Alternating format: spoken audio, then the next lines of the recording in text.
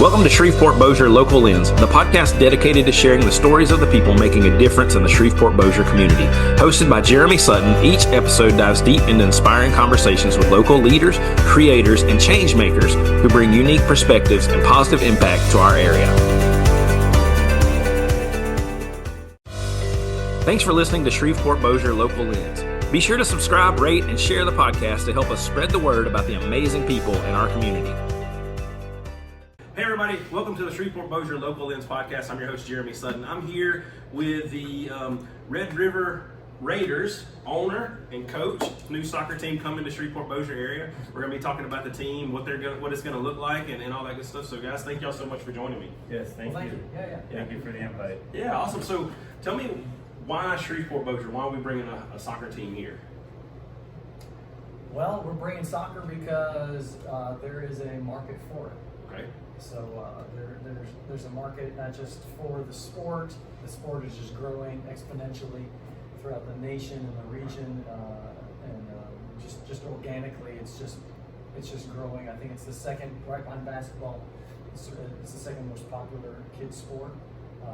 So there's a market for it. There's a need for it in this area. There's nothing this level in this area for 200 plus miles.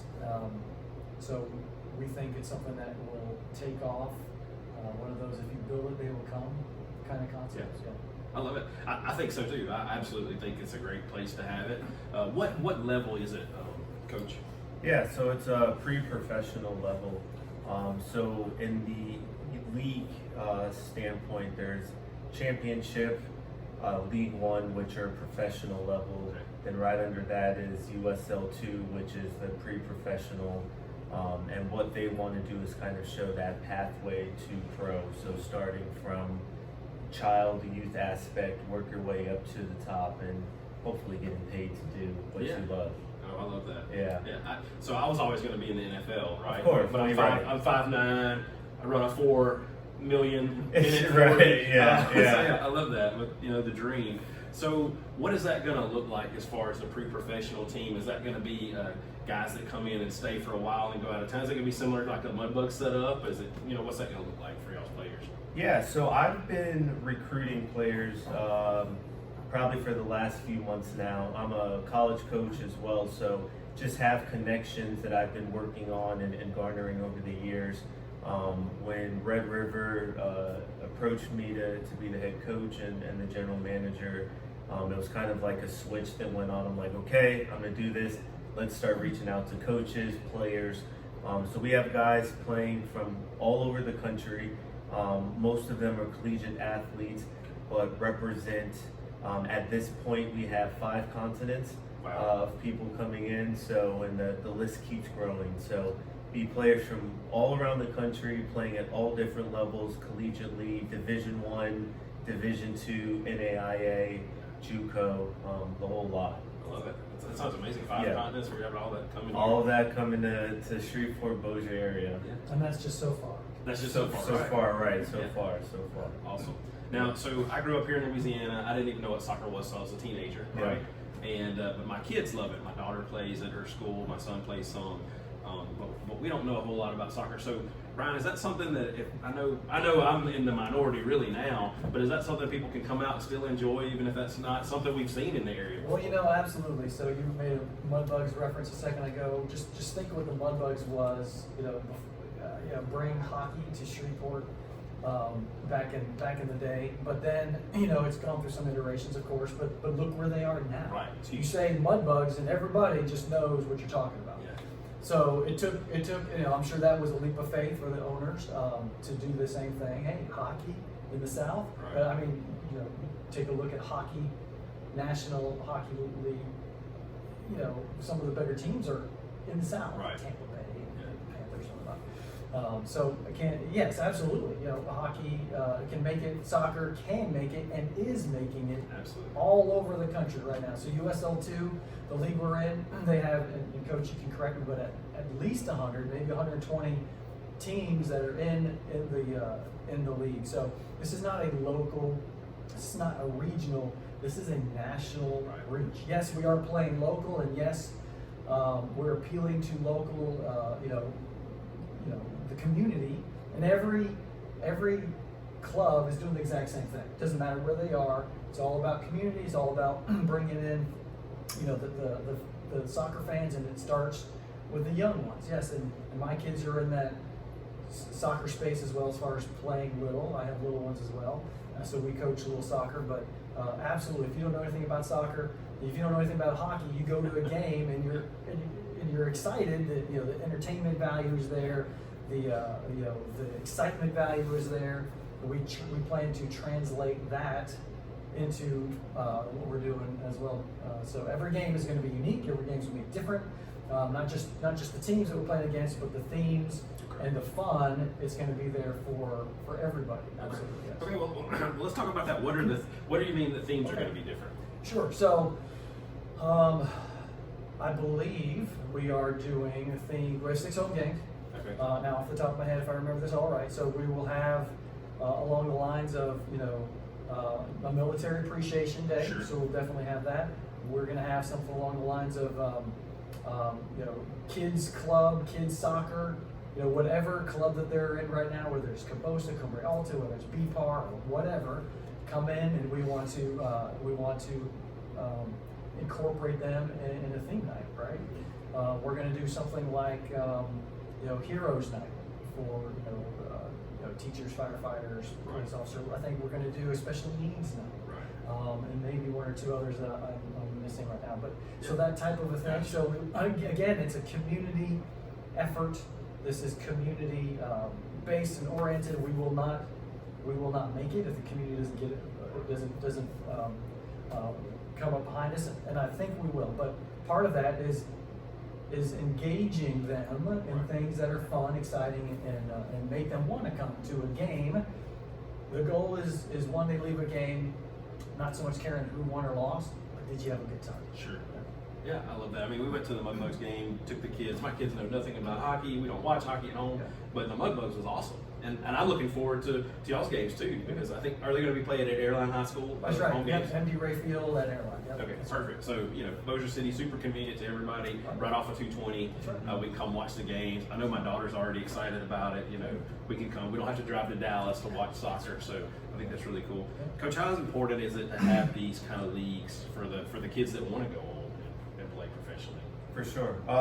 Very important, right? I can remember when I was a youth, not too long ago, but a couple years ago, and playing in this same league, right? And having it be the gateway, almost, if you will, to get to that level of fame and fortune, right?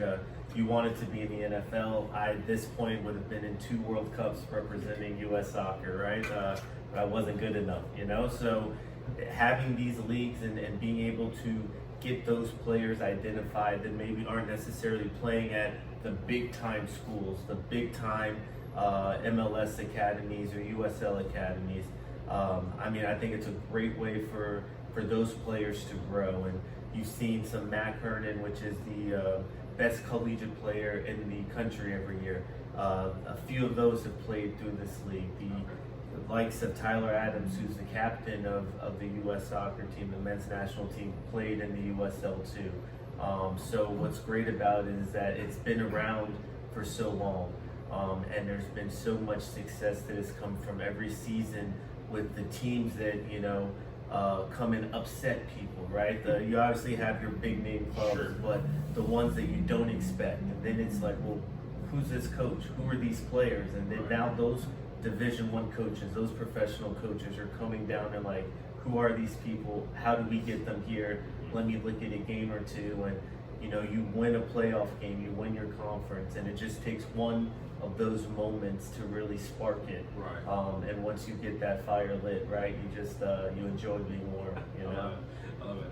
Now, Ryan, I just stumbled upon y'all's Facebook page. Sure, yeah. I think your wife works at school where my kids go to school, but I was like, what is this? And then I started looking at it, but I'm genuinely excited for this, and I feel like other people are too. I bring it up. I just told some of the doctors I work with, like, hey, I'm interviewing the new soccer team. They're like, new soccer, that's awesome. So one thing that you're both saying is this league has been around. This is not just like you said, some just community thing. It's a big deal. So just kind of talk about that a little bit more, that, you know, what people can expect and why we're bringing it here.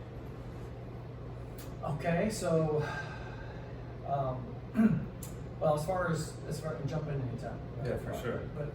But as far as, you know, it being a big deal, I think we've touched on some of those key points already, but just the development of soccer in any location, it's just prime for that. We already mentioned gateway, but soccer is a gateway sport for little kids. I mean, Right. you can start playing 3 and 4. Yes. And you know, moms and dads enjoy their kids getting, you know, their energy out and engaging socially with other kids. And 3 and 4 might be a little early, but because it's just a little, you know, it's a little maddening when they're that Yes. age. But it's a good gateway into sports. It's a good way into socializing, and the risk of injury is very, very low.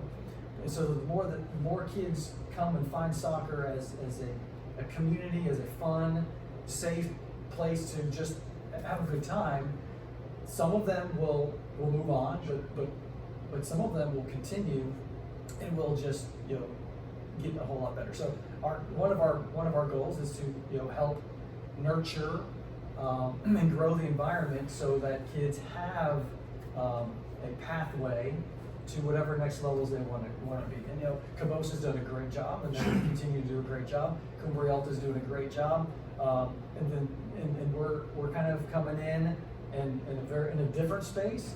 But our goal is to grow soccer throughout the entire community. What I like to say is, rising tides lifts all boats. Mm-hmm. Yes, we are the only pathway to pro because USL2 and the soccer pyramid scheme, you know, is the pathway to pro.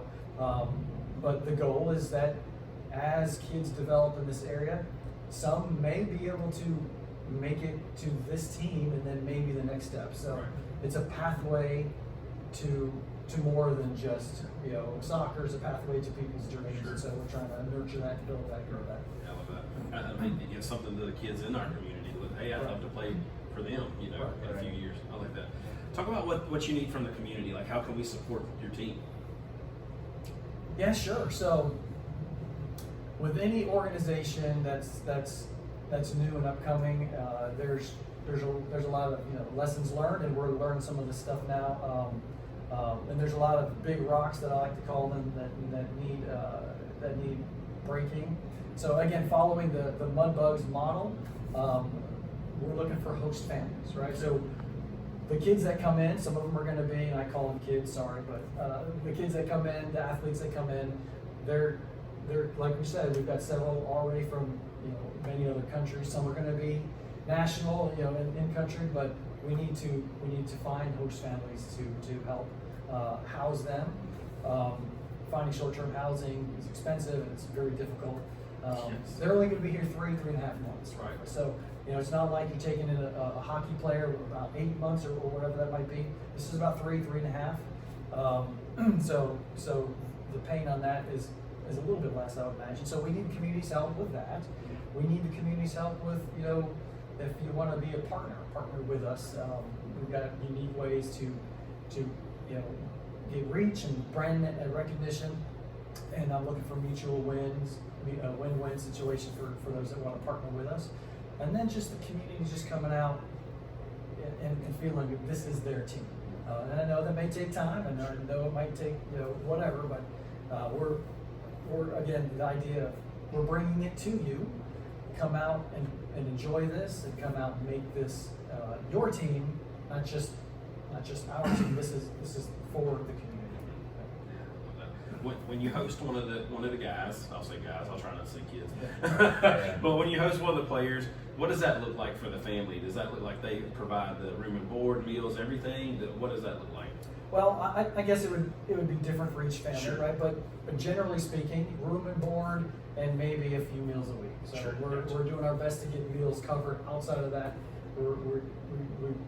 we should have transportation covered outside of that. So I'm not Gotcha. looking for anybody to take adopt. anybody Right. anywhere, right? I'm looking for a place for them to lay their head, Gotcha. for them to get, you know, physical nourishment. I'm looking for them to get spiritual nourishment, right? Should they choose to. I'm looking for families that want to provide something more than just a place to just be. I want them to bring them into, life in Louisiana, life of a nice home, give them something to want to come back to. Right. Man, this is such an awesome experience. Yes, soccer was great. I loved it, but man, this family was awesome. Right. They treated me so well. I want to come back. Yeah. So. Love that. I have seen people that have hosted the Mudbugs players and just talk about how a rewarding experience it is. They get to meet this young man and get to grow. And I mean, I'm sure those bonds last forever in a lot of cases.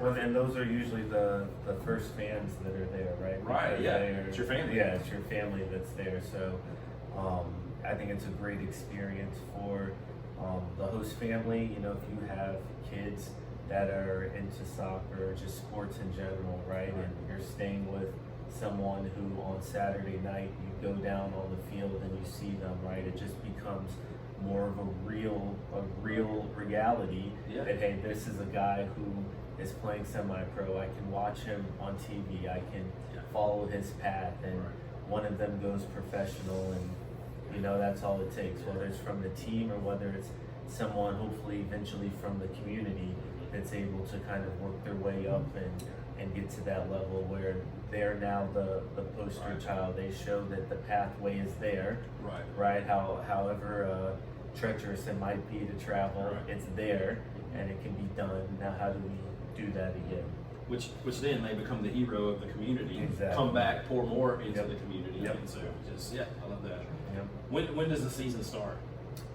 The schedule is to be released officially next week, but generally speaking, our season will begin right about mid-May, roughly. Yeah. So we have 6 home, 6 away. Games will be 3 of them are going to be Tuesday nights, 3 of them are going to be Saturday nights. Oh, perfect. That's great. And we'll have tryouts first weekend of May, or first weekend of April, my apologies, and that will be for a lot of the local talent to come out and kind of show their skill. Yeah. In previous years, I've coached it at this level, and it's been a great way for us to identify some diamonds in the rough, some local talent, and really just help try to build that community with the team being here. Yeah, that's awesome. And where will the tryouts be? So right now we are still waiting on a location to be confirmed. We've got the dates, which is the 5th and 6th of April. Times will be kind of mid or late morning, early afternoon, but we'll have it on our website, Red River Raiders FC, correct.com. Yeah, between that one or redriverfc.com. Okay. Gotcha. Yep. Perfect. Guys, thank y'all so much for coming and talking about the team. I appreciate it. I'm excited. I don't get excited about a lot of sports stuff anymore because I'm old. My kids don't like it, but they love soccer, and so I'm excited about this. So again, thank y'all so much. Well, thank you for having us. Yeah, I'm excited as well to come back and hopefully get some wins, get a big crowd those first few games, if not all 6 of them. I know that's what Ryan and the rest of the ownership group is doing their part to get the people there, and then it's on me and the players to do our part to keep them there. You know what I mean, and get some results. So I'm excited for it. I think it's going to be a good experience. And before we close out, if I could just correct something real fast, we are a nonprofit 501c3 pending organization. So there are no owners, right? So we are founders and board members. So I just wanted to make sure we put that out there. So awesome. Brian is coach and GM, and he's on the board. Gotcha. President did sound nice. I like that. And unfortunately, I don't know if I was voted as president. So at least for this year, we'll see how the Right. goes. Awesome. Yep. Okay. Guys, thank y'all again so much. Thank you. Thanks for listening to Shreveport-Bossier Local Lens. Be sure to subscribe, rate, and share the podcast to help us spread the word about the amazing people in our community.